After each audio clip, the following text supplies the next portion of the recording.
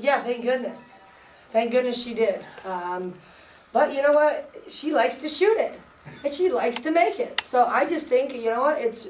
That's why I love Sine so much, because no matter what, I really believe that she just, I mean, she's a perfectionist. She wants to be able to do well, and she's very, you know, conscious of her shot, and it just is one of those things where shooters love to shoot. And so any game, I know she's coming out there ready to go ahead and fire it, and thankfully, this game today, some of them went in.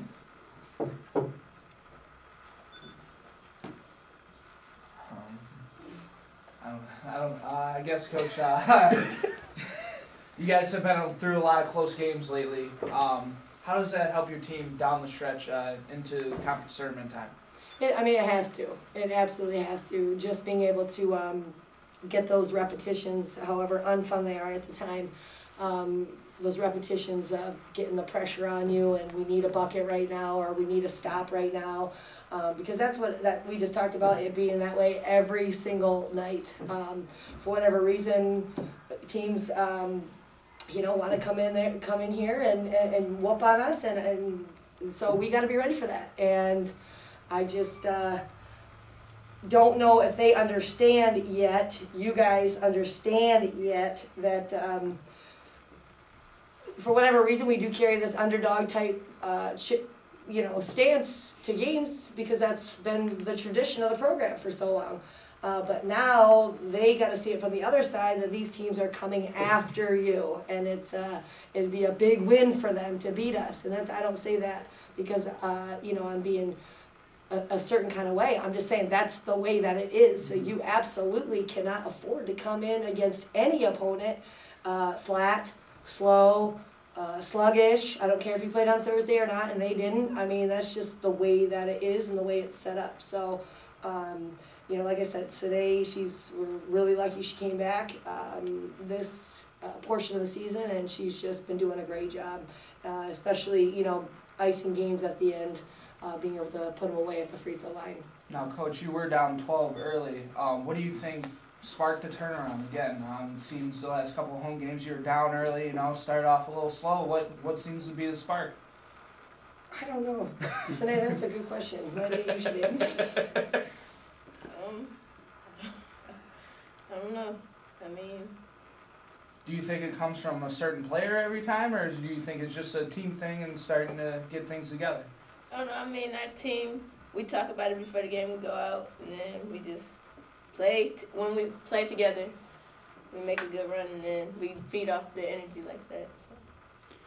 So they talk about, obviously, Detroit was 3 of 14, I believe, on Thursday against Youngstown, and then you came out right away hitting some three-pointers. I mean, how good was just you know, get that out of the way, hit some shots early, even though Detroit did get down.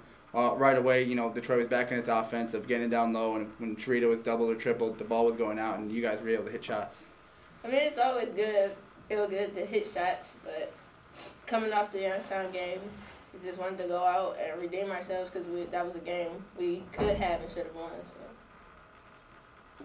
Do you feel much that you being the leader of this team, that you're going to have to be a little more forceful on the court, knowing that you're going to have to involve more of your team, like a Megan had, and Audrey comes up and makes some big shots? I mean, you have to be. Do you have to be more of a catalyst on this team to get involved? I don't know. I mean, I guess I need to be more vocal, but like, I just, I don't know.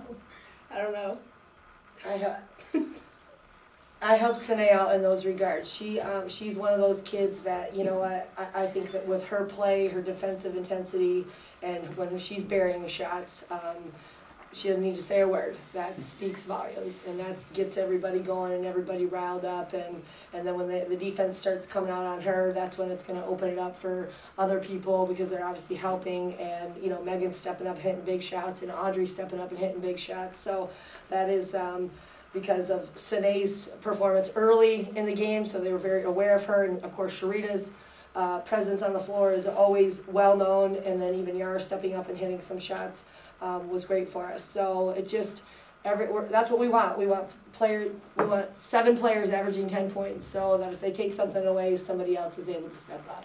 Coach, how about the job on Gerardo today? She's had some big games in the league where she put down 25 and grabbed 15, 18 boards, and today, 10 points, 7 rebounds. I'm sure that's probably right what you drew up on the whiteboard there. Don't let her, take control of the game.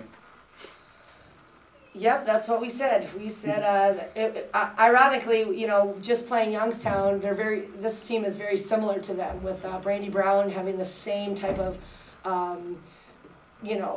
skill level that Gerardo has, because they both can shoot. They're both, reverse pivot, face can drive you. They're both dominant on the block. They're both dominant on the board. So we just had a great test on Thursday. We were prepared for that. We doubled down a little bit, and she wasn't able to get as many open looks, and certainly going against Rita's,